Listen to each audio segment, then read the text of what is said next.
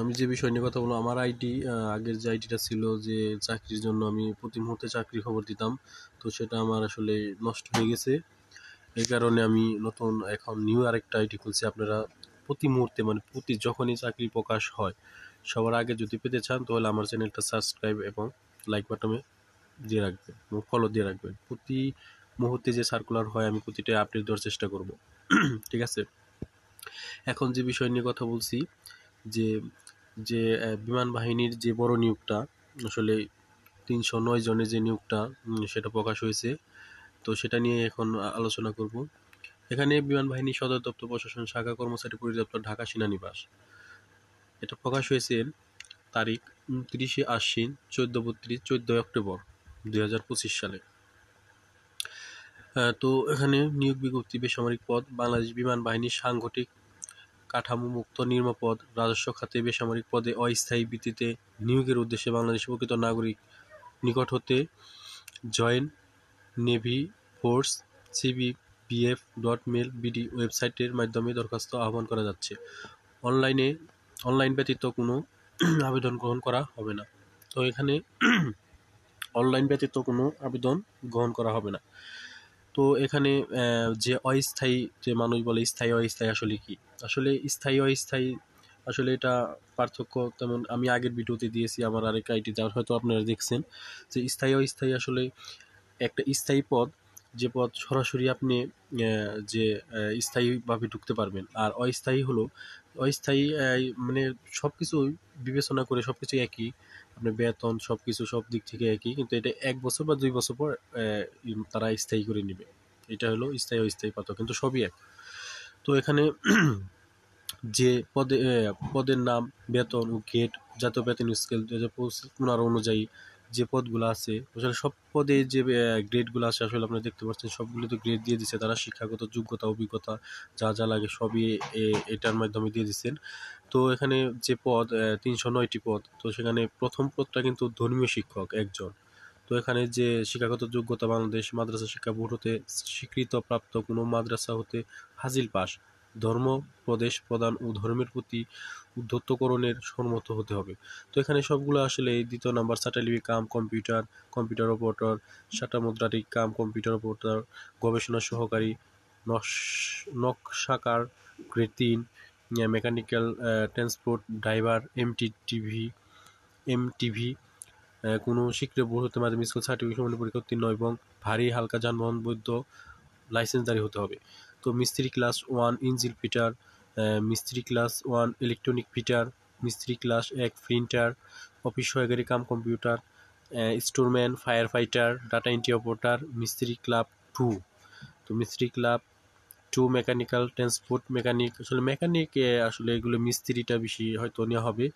তো এটার মধ্যে এটা যে বিষয়টা নিয়ে বললাম।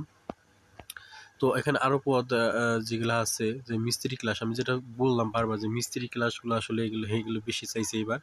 তো মিস্ত্রি ক্লাস 2 ট্রেডসম্যান, জেনারেটর মেকানিক, আসলে সব কিছু আসলে এগুলোই নিচ্ছে। যে আমি 26 নম্বর পদটি দেখেন, ট্রেডসম্যান ইনস্ট্রুমেন্ট মেকানিক। তো মেকানিক আসলে অনেকগুলো। তো 31 নম্বর থেকে যে ডেস্কম্যান প্রিন্টার, আমি জুম করে দেখাচ্ছি, প্রিন্টার। তো এখানে 2 জন লোক নিয়োগ করা হবে, দায়ী। এখানে নেওয়া হবে অফিস সহায়ক, কিন্তু 5 জন নেওয়া হবে। এখানে কিন্তু কোনো অভিজ্ঞতা চাই নাই, কোনো স্বীকৃত বোর্ড হতে মাধ্যমিক পাস চালিয়ে আপনি আবেদন করতে পারবেন। লস্কর 27 জন, এখানে কিন্তু কোনো যে অভিজ্ঞতা কিন্তু কিছু চাই নাই, মাধ্যমিক পাস হলে আবেদন করতে পারবেন। মেকানিক্যাল, লক্স বার্ড সুইটার, লস্কর স্পোর্টস মেকার, লস্কর ফায়ার ফাইটার, আসলে এগুলো কিন্তু 1-2 জন করে লোক নেওয়া হবে। তো আবেদন করতে পারেন এগুলো।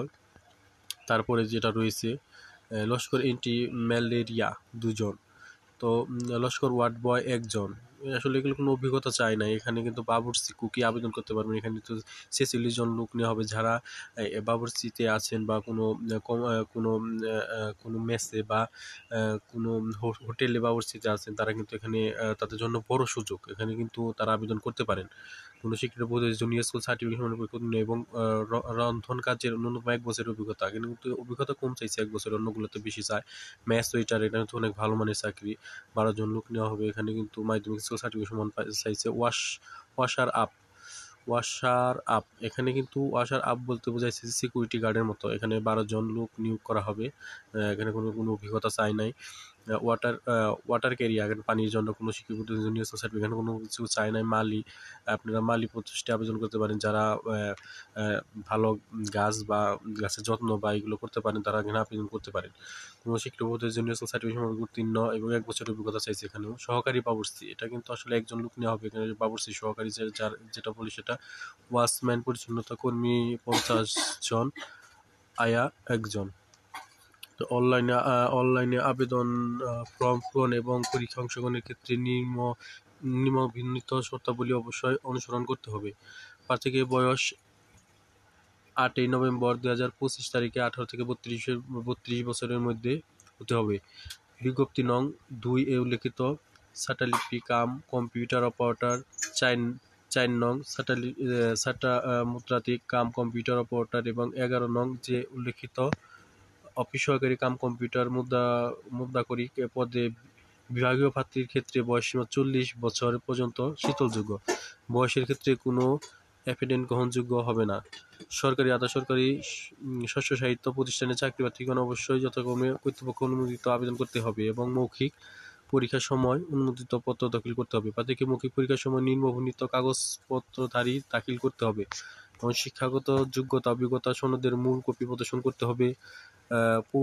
পূরণকৃত অনলাইনের অ্যাপ্লিকেশন ফর্ম ও অ্যাডমিট কার্ড সহ প্রথম শ্রেণীর গেজেট কর্মকর্তা কর্তৃক সহকারী সকল সনদপত্রের ১ সেট ফটোকপি এবং ৩ কপি পাসপোর্ট সাইজের সত্যায়িত রঙিন ছবি দাখিল করতে হবে। এবং জেলা স্থায়ী বাসিন্দা প্রমাণিত হিসেবে ইউনিয়ন পরিষদ, এগুলো তো জানেনই আপনারা যারা আবেদন করেছেন। যারা নতুন তারা আমার কাছ থেকে জেনে নেবেন, আমার সাথেই থাকবেন। তো এখানে কিন্তু ১০ নম্বর যেইটা আছে অনলাইনে আবেদনের নিয়মগুলি। পরীক্ষা অংশগ্রহণের ইচ্ছুক প্রার্থী যে ওদের যে ওয়েবসাইটটা জয়েন এয়ারফোর্স cip.bf.mail.bd ওয়েবসাইটের মাধ্যমে আবেদন পূরণ করতে হবে এবং আবেদনের সময় নিম্নরূপ। অনলাইনে আবেদনের পূরণ পরীক্ষার ফি জমাদানের শুরু তারিখ কিন্তু ৯ অক্টোবর থেকে ২০২৫ সাল থেকে ১০ ঘটিকায়।